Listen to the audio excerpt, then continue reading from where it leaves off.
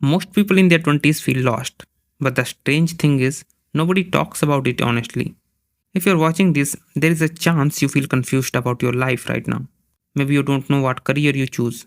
Maybe you feel like you're already behind, or maybe you're just tired of overthinking every time. I have felt the same, and I think many people around us feel the same too.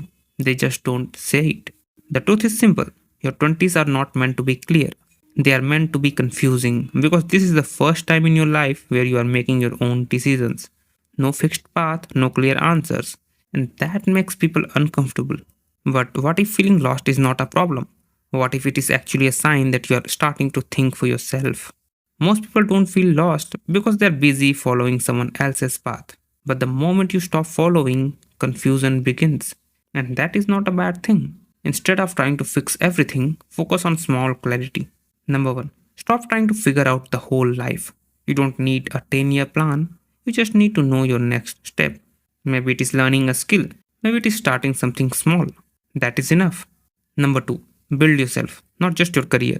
Many people only focus on career, but your thinking, your habits, your discipline matters more because those things stay with you no matter what you do. Number three, give yourself time. We underestimate how much can change in 2 to 3 years.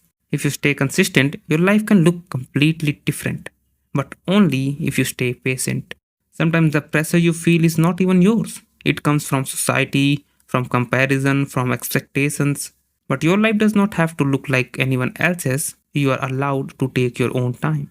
So if you feel lost right now, it does not mean you are failing. It probably means you are growing. Slowly, quietly, but truly.